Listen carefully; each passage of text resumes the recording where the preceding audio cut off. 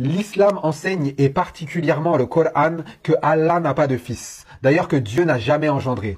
Et pourtant, dans la sourate 43, ayah 81, il nous est dit que Allah va dire au prophète de dire ceci. De dire, dis, si le tout clément avait un enfant, je serais le premier à l'adorer.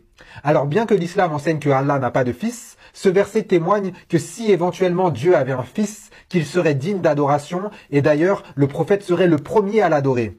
Eh bien c'est bien pour cette raison-là que les chrétiens adorent Jésus, parce qu'il est fils de Dieu. Tout simplement parce que les écritures chrétiennes enseignent ceci. Dans Jean 1, versets 1 à 3, il nous est dit qu'au commencement est la parole, cette parole c'est Jésus, et que cette parole est Dieu, cette parole a tout créé, mais au verset 14, il nous est dit que cette parole s'est fait chair, donc est devenue homme, et puis que nous avons contemplé sa gloire, une gloire comme la gloire du Fils unique venu du Père. Donc on voit que la Bible enseigne que Jésus est Dieu, qu'il est éternel, qu'il est le créateur de toutes choses, mais surtout qu'il est le Fils de Dieu, qu'il est le Fils du Père. Alors maintenant, qu'est-ce que cela veut dire qu'il a été engendré par le Père? Alors bien évidemment, ce n'est pas un engendrement charnel comme le sous-entend le Coran, c'est bien un engendrement spirituel. C'est-à-dire qu'avant la création de toutes choses, avant que Dieu ne crée même le temps, eh bien Dieu existe en tant que Père, Fils et Esprit Saint. Et voilà pourquoi nous adorons Jésus en tant que Fils de Dieu.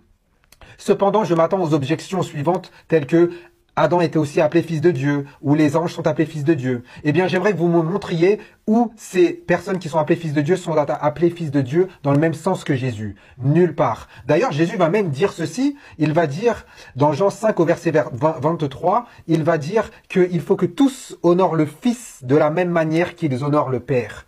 Quel homme, quel prophète peut dire qu'il faut l'honorer comme ils honorent Dieu? Aucun, si ce n'est Dieu. Et d'ailleurs, dans Jean 14 au verset 9, il va dire que celui qui l'a vu a vu le Père et que lui et le Père ne font qu'un.